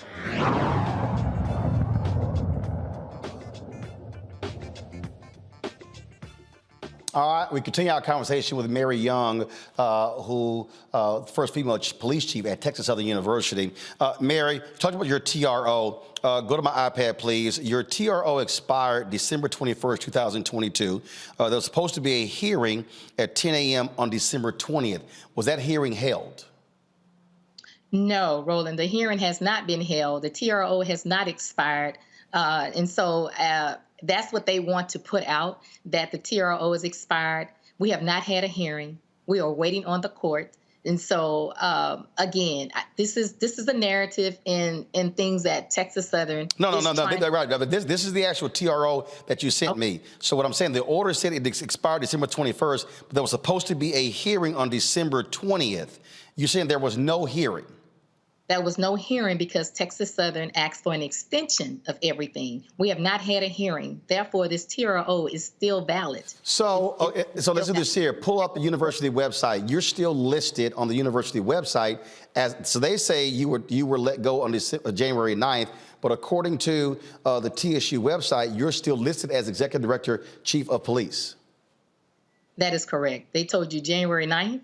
Yeah, in their statement, they said as of January 9th, you were no longer an employee of TSU. Okay. Do you still go into the office? Are you still working? Roland, you see the proofs for yourself. Roland, I am the vice president of the HBCU Chiefs of Police. We've had our monthly meetings in the month of January. I am still doing my everyday work as the police chief.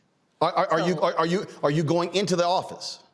No, I'm not going into the office, and I'm glad you asked that question. And the reason why I'm not going into the office, because back in December, Roland, they locked me out of my computer. So therefore, I had no access to my computer in my office. So no. So what work are you still doing as police chief of TSU? So I'm still a police chief.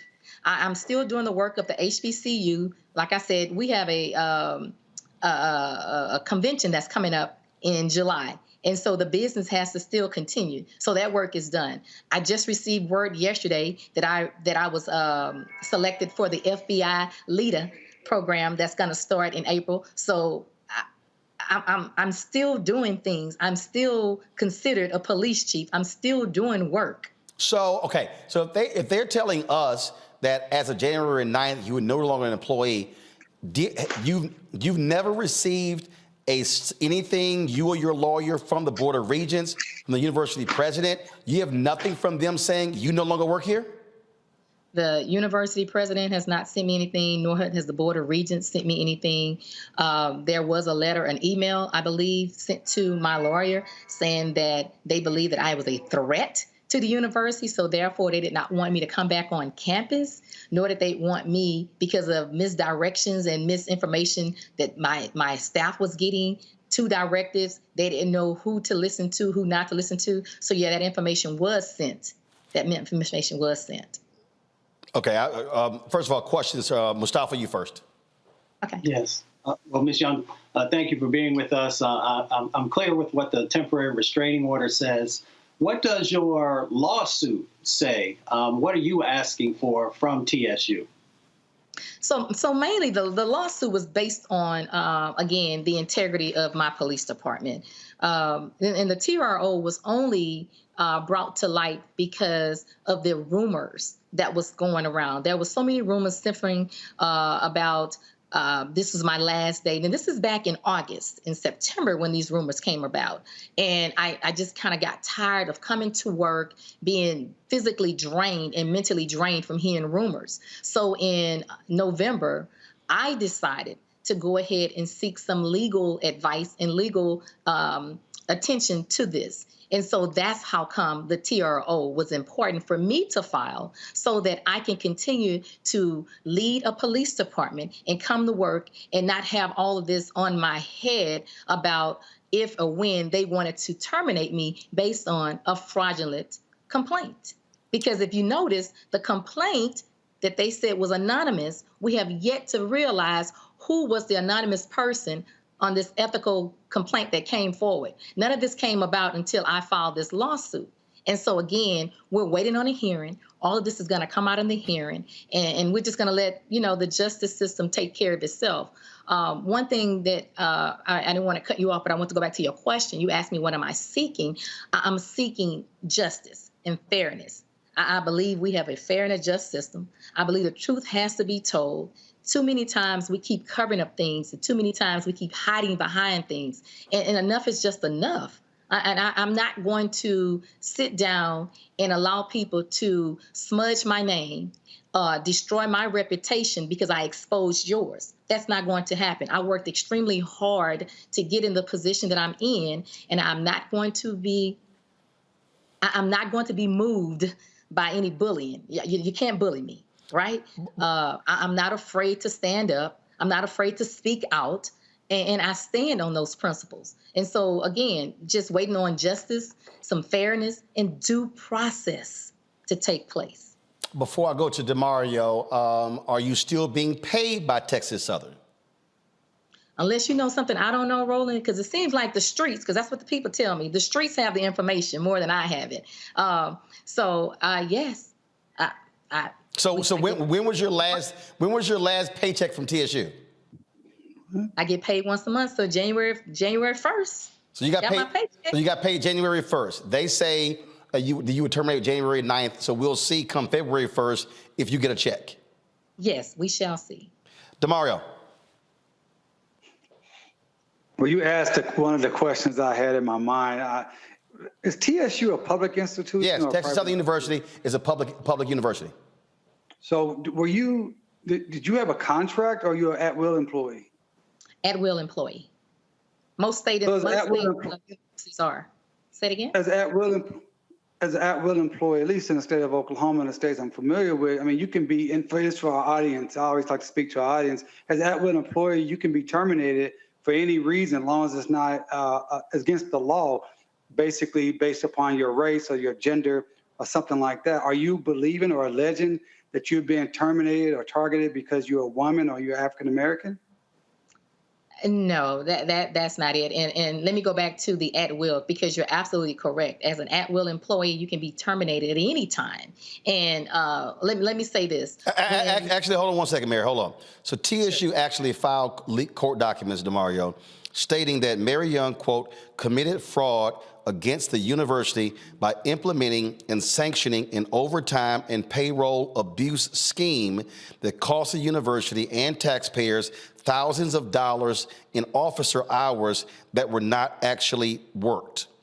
They said that an internal audit was done that actually showed that. So then she was placed on administrative leave by TSU, and then she filed a TRO, and so she's saying that this allegation, this scheme came to light after she gave a directive not to run personal errands for the president when an anonymous call came in. Am I correct? That is correct. Oh, no, you're absolutely correct. And all of what is inside of that is so false. Ask yourself, what person, because they're alleging that I gave a person an opportunity to get overtime, but you didn't have to come in to get overtime. Why would I tell you to come to work to get paid, but not show up to get paid? Where do they do that at? I don't know. But you can't work for me and not do the work and expect to get paid. Why would I do that? And so to allege I've done something like that is not only a direct insult of my intelligence, but it's an indirect insult of my integrity. And I don't take that lightly. Okay, so the board, hold on, DeMario, the Board of Regents, okay, was there an investigation? Were you ever interviewed by the Board of Regents or anyone at the university about this alleged fraud scheme? So when this was brought to my attention in August, and let me tell you how it came about in August. The president met me after a board meeting in August and said, Chief, the Board of Regents wants me to terminate you. And I was shocked. We went off campus and she said the Board of Regents wanted her to terminate me. And I was like, terminate me for what? And she says, because of the fraud. I said, what fraud? I said, I did not commit fraud. I've not committed a fraud. And so she even implicated that my assistant chief was part of it, and that if I wanted to express it to him, he can come and talk to her as well. Needless to say, my assistant chief is no longer there. He resigned back in August or September or something like that. But moving forward, when I brought that to the board's attention, because I immediately asked to meet with the board at that moment, and it was one of the regents who I brought to their attention, and that's how the internal auditor then came to me and said, here's the complaint that we have against you. And I said, this is the first I'm even seeing of this complaint. Now, this is August when the president said that I was terminated. So it wasn't until mid-August when she brought it to me and said, well, here's the complaint. Now, all of a sudden, they're telling me, you're saying that in January that we've had a hearing, that we've gone to court, that the justice system has ruled everything, and that I'm terminated based on a fraudulent complaint. And I'm telling you, this is all wrong. This is all incorrect. And this is not surprising to me coming from TSU, because they have not followed the law or anything. Because even you said, Roland, when my TRO was first implemented, and how can you put me on administrative leave and I have a TRO? So they violated everything, and they're still violating everything. And so, again, I just want the justice to take its course. I want due process. I want fairness, because I believe that those officers who wear that badge and wear that uniform deserve it. Tomorrow, I got about 60 seconds. Tomorrow, you get a question. Go. Well, I don't know what was inside a TRO, but just for people that are listening, normally when you're an at-will employee, you can be terminated for almost any reason that's not against the Constitution or illegally. Second thing is, I'm surprised that your attorney is not with you, because anything that you're saying now, and just for our listeners as we educating our folks, anything that you as a party opponent says can be used against you. Actually, DeMario, I talked to her attorney, Ben Hall, earlier today, and we're going to have him on, and he said, I prefer that Mary speak for herself and lay the facts out. So that's what happened there. Oh, hey, okay, that sounds good. So I don't have anything else to say. Good luck with it. I don't know how a TRO can stop them from terminating you, because they have the right to do that if you are not have a contract. But DeMario, I'll say this here: if you're hold on, Mary. I will say this: if they're making fraud allegations against you, you still got to prove it. I mean, because that's on the back end. In my experience, I've done a lot of employment law. On my back end, on my experience, that's on the back end. Once you're terminated, then that's part of your damages. You've been integrity and your name has been damaged. You've lost your job, so you get back wages. You may get front pay, things of that nature. But I've never seen a scenario. And again, I don't practice in Texas, so it may be different down there, where you can file a TRO to stop yourself from being terminated. So this is a new scenario for me. But good luck, ma'am. Well, first of all, again, let me just say this. And Mary, I got about 30 seconds. Go. Okay, I'm gonna give you 5. So the TRO states that there's no, and I will read what the TRO says, because I know you're not familiar with Texas law, but the information is the same. And the TRO specifically says that there's nothing that you can do to further do any adverse employment, take any action, employment action or disciplinary action against me until there's a hearing. So regardless if I'm an at-will or whatever, if the TRO is telling you that you cannot take any action against me until there's a hearing, that's what it says. And hold up. And here's the deal. I got 10 seconds. And pull it up real quick. Come on. If you pull it up, we actually, the TRO does say that. It has all of that, what Mary just read. You got it right here. It says they can't take any action. Y'all, I'm absolutely out of time. Mary Young, thanks so much. Demario Mustafa, I appreciate it, folks. I'll see y'all tomorrow right here, Roland Martin Unfiltered on the Black Star Network.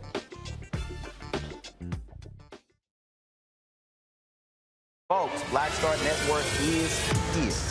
Oh, no punches. I'm real revolutionary right now. Support this man, Black Media. He makes sure that our stories are told. Thank you for being the voice of Black America, Roland. Stay black. I love y'all. All momentum we have now, we have to keep this going. The video looks phenomenal. See, there's a difference between Black Star Network and Black-owned media and something like CNN. You can't be Black-owned media and be scared. It's time to be smart. Bring your eyeballs home. You dig? Pull up a chair, take your seat. The Black Tape with me, Dr. Greg Carr, here on the Black Star Network. Every week, we'll take a deeper dive into the world we're living in. Join the conversation only on the Black Star Network. Hi, I'm Dr. Jackie Hood Martin, and I have a question for you. Ever feel as if your life is teetering and the weight and pressure of the world is consistently on your shoulders? Well, let me tell you, living a balanced life isn't easy. Join me each Tuesday on Black Star Network for A Balanced Life with Dr. Jackie.